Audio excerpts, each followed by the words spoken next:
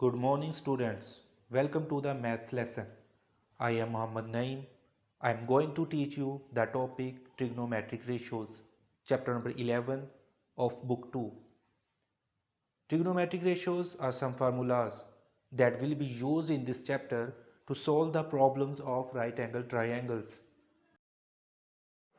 In this chapter, first we see what are the trigonometric ratios, what are the formulas that are used in this chapter to solve the right angle triangles. Then we apply these trigonometric ratios to find the unknown sides and angles in right angle triangles. And at the end, we also apply these trigonometric ratios to solve the real world problem. In our last chapter, the chapter number 10, we have learned about the Pythagoras theorem. Pythagoras theorem is also used to find the unknown side of the right angle triangle. Angles are not involved in Pythagoras theorem, but trigonometric ratios can be used to find both unknown sides and unknown angles in the right angle triangles. To understand the trigonometric ratios, first we have to identify the sides of right angle triangle. We have to identify which side is perpendicular, base or hypotenuse of the triangle. On this page we have a right angle triangle ABC in which 90-degree angle at point B and one angle is given at point A. The name of this given angle is theta. The letter theta is Greek alphabet that is used to represent angles in mathematics. We have to label the base and perpendicular of the triangle according to this angle theta. The side which is opposite to the angle theta is called perpendicular. So side BC is the perpendicular of this triangle. The side which is adjacent to the given angle is called base of the triangle. So side AB is the base of triangle and hypotenuse is opposite to the 90-degree angle. Side AC is the hypotenuse of the triangle. Hypotenuse is the largest side of the triangle because it is opposite to the largest angle, that is 90-degree angle. Again we have a same right angle triangle ABC in which 90-degree angle at point B, but angle is given at point C. The given angle theta has been changed in this shape, so perpendicular and base will also change because we label the perpendicular and base according to the given angle theta. The side AB is opposite to the angle theta, so this is the perpendicular, and side BC is adjacent side of the angle theta, so this is the base, and side AC is opposite to the 90-degree angle, so this is the hypotenuse of the triangle.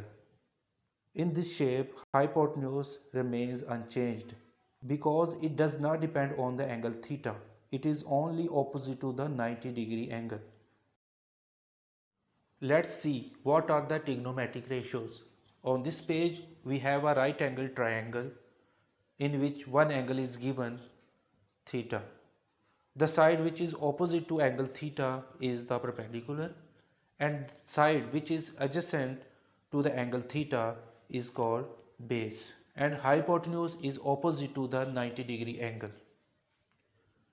We have three trigonometric ratios. First ratio is sine theta. Sine theta is equal to perpendicular over hypotenuse. Second ratio is cos theta. Cos theta is equals to base over hypotenuse. And third ratio is tan theta. Tan theta is equals to perpendicular over base. Sine theta is to be read as sine of angle theta, and cos theta can be read as cosine of angle theta, and tan theta can be read as tangent of angle theta. It is first time you are learning the trigonometric ratios. These ratios are confusing and difficult to remember. Here we have a sentence to remember the trigonometric ratios. Some people have curly brown hair through proper brushing. Some people have sine theta is equals to perpendicular over hypotenuse. Curly brown hair. cos theta is equals to base over hypotenuse through proper brushing. Tan theta is equals to perpendicular over base. By using this sentence, we can remember the trigonometric ratios and can avoid from mistake while solving the problems of trigonometry. Now we are going to solve exercise 11a on page number 288. Here we have question number 2 part A, in which we have to find the value of trigonometric ratios. In first three parts, ratios have angle A, and in last three parts, angle is B. To solve and understand the questions, I will make two separate diagrams. First diagram for first three parts and second diagram for last three parts. Because in first three parts angle is A, so we will take perpendicular and base according to angle A. In last three parts angle is B, so in second diagram perpendicular and base will be taken according to angle B. On this page I am going to solve first three parts of the question. I have drawn same right angle triangle which is given in the question. First of all, we have to identify base, perpendicular and hypotenuse of the triangle. In first three parts, we have to find the values of trigonometric ratios with respect to angle A. So we will label the triangle base and perpendicular according to angle A. Let's label the triangle. Side BC is opposite to the angle A, so this is the perpendicular. I write here P in brackets to represent the perpendicular. And side AC is adjacent side to the angle A, so this is the base. And AB is opposite to the 90-degree angle, so this is the hypotenuse. You must write the letter B, P and H on each side of the triangle to represent the perpendicular, base and hypotenuse. You also should write all the trigonometric ratios on one side of the page. So correct ratio could be used in your question.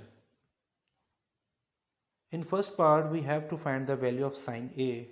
We know that sine A is equals to perpendicular over hypotenuse. The value of perpendicular is 5 and the value of hypotenuse is 13. So value of sine A is equal to 5 over 13. In second part, cos A. Cos A is equal to base over hypotenuse. Base is 12 and hypotenuse is 13. So value of cos A is 12 over 13. In part 3, tan A. Tan A is equal to perpendicular over base. The value of perpendicular is 5 and value of base is 12. So value of tan A is 5 over 12. On this page I am going to solve last three parts of the questions. We have same right angle triangle ABC.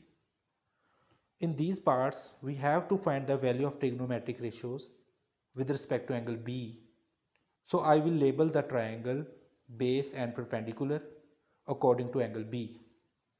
Side AC is opposite to the angle B, so this is the perpendicular, and side BC is adjacent side to the angle B, so this is the base, and side AB is hypotenuse because it is opposite to the 90-degree angle.